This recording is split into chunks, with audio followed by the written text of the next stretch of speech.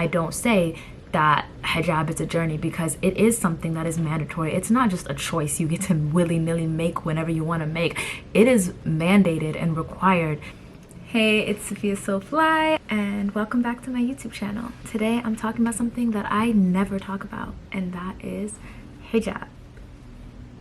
I grew up in America, in the United States. I was born and raised here. I am the first of my parents' children that was born here, and I am quintessentially American, but I'm also very, very, very Somali. Everybody who knows me knows that I'm very connected to the traditional side of being Somali. I come from a very traditional family, but I'm also very quintessentially American. People always ask me, are you liberal? Are you conservative? And I never really know how to answer that, because I think I lean towards a lot of conservative beliefs at the core, but then there's a lot of liberal aspects to me as well. You know, I respect liberation and freedom and justice, but at the same time, I believe that those things are equally found in conservatism and traditionalism as well. In terms of for me, you know, that's just my personal opinion. I value balance.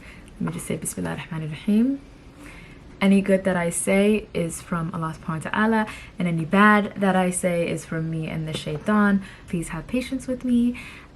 This is a little bit of a touchy subject, one that I tend to actually avoid, but I did want to address very early on in this YouTube career, and that's because I am a part-time hijabi, and I wear it sometimes and I don't wear it sometimes. And I hear a lot of the times I get the just take it off. I get that so much, especially from men. Just take it off. Don't even wear it at all. And it's that is so discouraging, honestly. I think that we can do better as a Muslim community to help our sisters get closer to hijab. I love when I'm around women who support and empower me, and events like the She Reps Khair event. Go check it out if you haven't already. It's such a beautiful vlog. I really loved it. I think it was a great first video. Very wholesome. Things like that, and just being really involved in the Muslim community in my city makes me feel motivated to wear it more often. But I just want to address some of the reasons why it's hard for me. Last year I actually wore hijab for the whole year, and it was very difficult. No one talks about the pressures of being visibly Muslim enough. Muslim men get to not be visibly Muslim.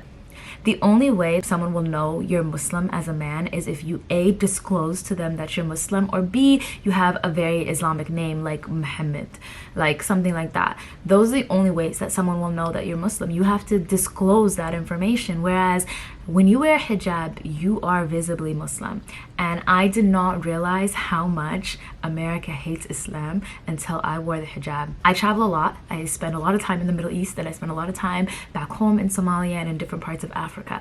And when I'm in these predominantly Muslim countries, it is so easy for me to wear hijab, and I wear hijab, I wear niqab sometimes, and it's something that I gravitate towards, and I don't even give it a second thought. It's just instantaneously. But the second I get to the United States, it's very hard, and it's kind of scary, subhanAllah. I don't like speaking about religious matters because I'm not knowledgeable, and inshallah with time I will become more knowledgeable. But I know that there's a saying in Islam that with time, as time goes on, it gets harder to hold on to your iman and your faith, and holding on to your faith is going to be as hard as holding burning charcoal. If I'm misquoting that, please correct me in the comments. I'm so sorry, but that's how I feel when I get to the United States and I am wearing hijab outside.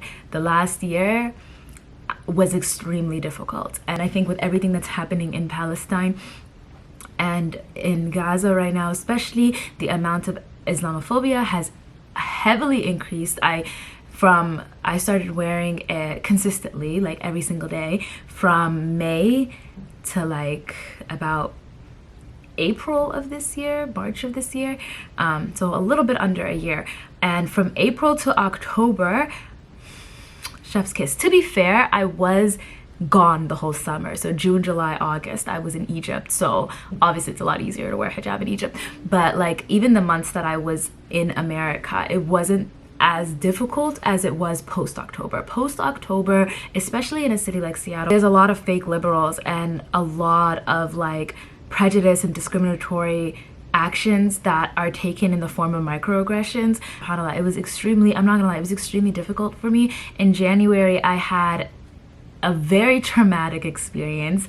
Maybe some of you guys noticed this TikTok. I am so tired of being a black Muslim woman. It went viral Muslim pretty woman fast. in America. It hit 1 million views in like less than a day. And the amounts of support I got from that video, first of all, like, I just want to give a special shout out to every single person who commented something positive and every single person who sent me some sort of like positive reinforcement and like support. I just want to take a moment to express that gratitude, because I like to focus on the positive before I get into the negative. So shout out to every single one of you guys.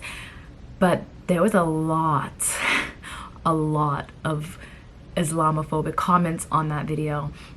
I was getting DMs.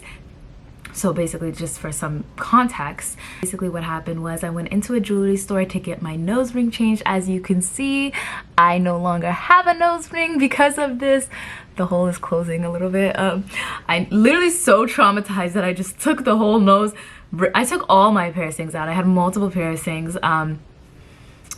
The only one I just kept, like, my ears obviously are never gonna close, but I took my both nose rings out. I took other piercings out, like, because of the trauma of this man. And so after I went into a jewelry store, I went to go get my nose ring changed, and he blatantly refused to serve me. And I was unaware on which grounds he refused to serve me. I didn't know, are you racist because I'm black? Are you Islamophobic because I'm wearing a hijab and I'm visibly Muslim? Or are you just sexist and don't like women? Which, it could have been either of them, any of the three. And that's why I was like, being a black Muslim woman in America, you are the most marginalized group in the world here, and the oppression that you're faced here is extremely high. So I just kudos to all my Muslim black hijabi sisters who deal with these micro and macro aggressions daily. And I have so much respect for the strength that you have. When I put the hijab on and I was wearing it consistently last year, I didn't know if it was going to be something that I stuck to, but it was something that I wanted to stick to. And I think post what's happening in Palestine, in a time where it should make my iman stronger and it should make me run towards hijab more, that situation and the immense backlash I got from so many racist Islamophobic people who kept telling me, go home, just go back to your country, when I'm responding like, you first, colonizer, you first. But yeah, like, all of that, I'm not gonna lie, in a moment of weakness, the pressure got to me, and I went out one day without my hijab on, and I was like, oh my God, it had been so long that I had almost forgotten that it is completely different. This is a completely different frame of reality.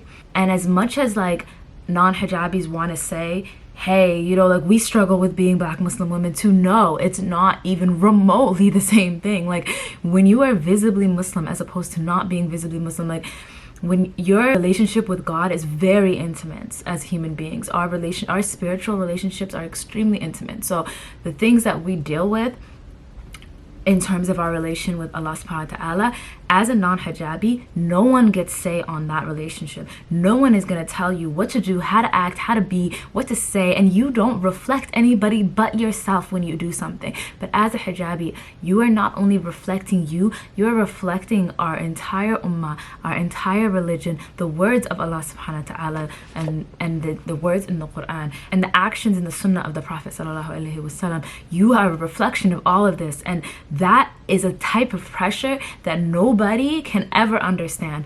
And I was weak. I am weak, and it's the truth.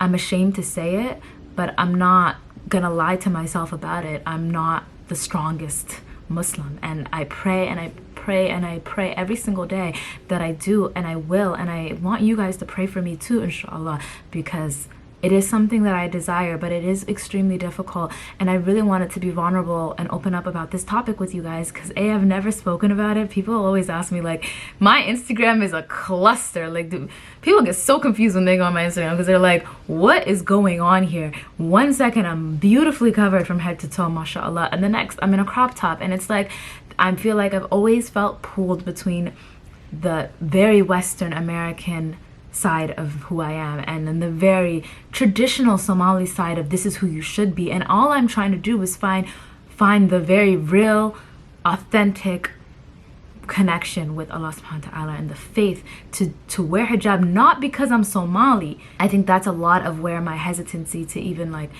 where it was coming from growing up, because I was like, I don't want to wear hijab for you because you as a community think I should, you as my parents think I should, you think I should because I'm Somali and it's expected of me. I don't want to wear it for your expectations. I want to wear it because my desire to show up for Allah subhanahu wa ta'ala is so strong that I'm like, hey, I can do this and I want to do this, and I did do it, you know. Like, it wasn't forever, it was only 10 months, but those 10 months are something that I'm very proud of, you know. I'm a firm believer of clapping for your wins, and I think it's important to pat yourself on the back once in a while. I know people would look at me like, 10 months girl, come on. But like, for me, that's 10 months of khair that I didn't think I would ever get. That's 10 months of connecting with Allah subhanahu wa ta'ala and showing up that I never thought that I would have. And inshallah, I hope that I pray that one day that becomes my permanent reality. I think hijab is jihad for women, or is a form of jihad. It is a way of going to war for Islam, because you are, especially here, you guys.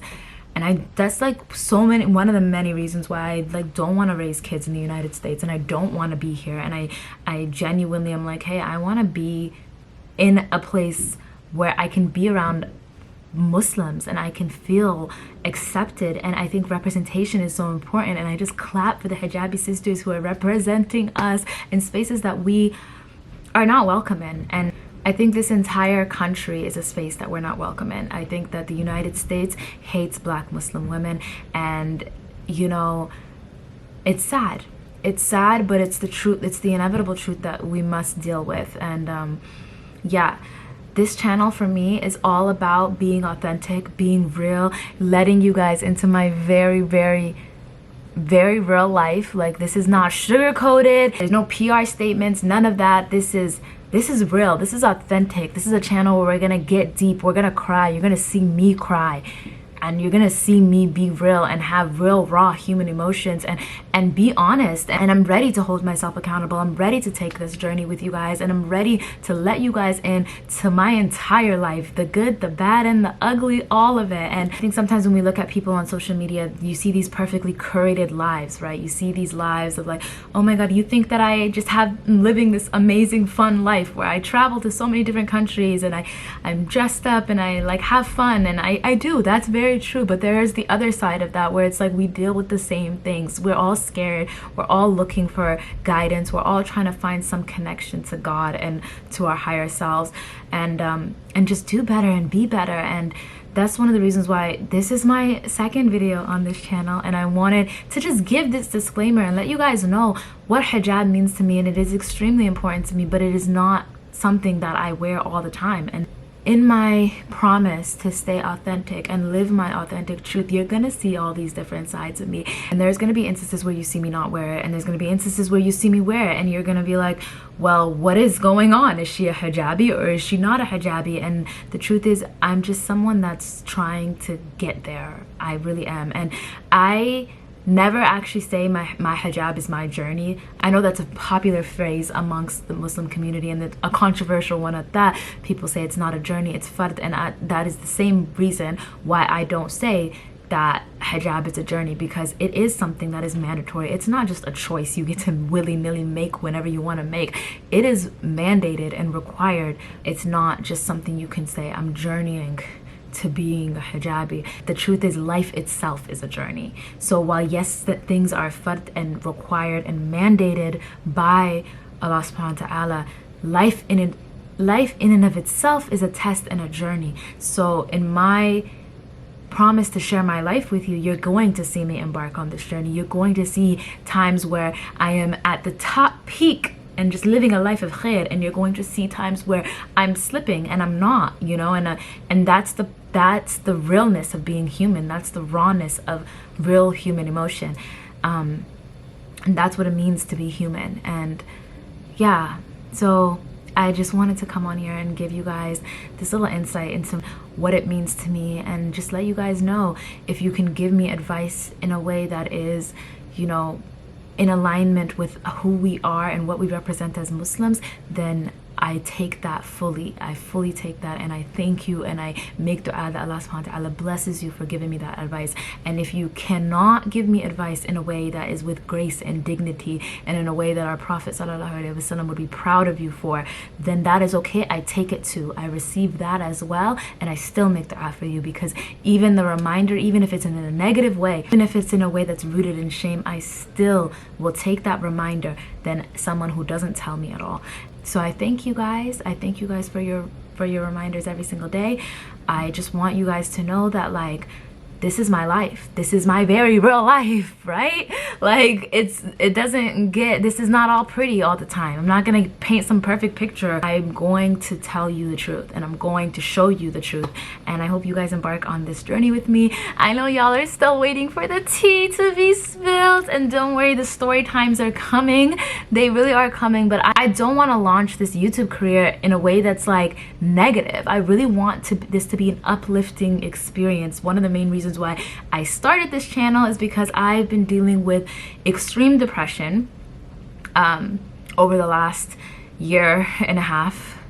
I've been really depressed, and that's even one of the reasons why I started wearing hijab, or consistently wearing hijab, last May, is because the depression I was dealing with was really extreme, and I thought that maybe I needed to better my relationship with Allah subhanahu wa ta'ala to be able to get out of that. And I'm still getting out of it. I'm still climbing out of it, and every day it's getting a little bit easier, alhamdulillah. But yeah, the tea is coming. I just want to give a special shout out to the first 200 subscribers. I want to celebrate every milestone, so I really am so grateful, and you guys are the best. Welcome to the YouTube family. I'm really honored to be embarking on this journey with you guys, and yeah, this is gonna be a fun summer, so get ready for it all: the good, the bad, the ugly, the tears, the laughter, the joy, everything. There's gonna be a little bit of everything, so I'm excited.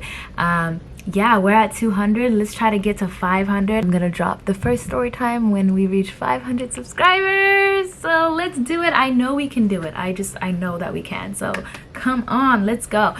As always, make sure you guys like, comment, and subscribe. Bye.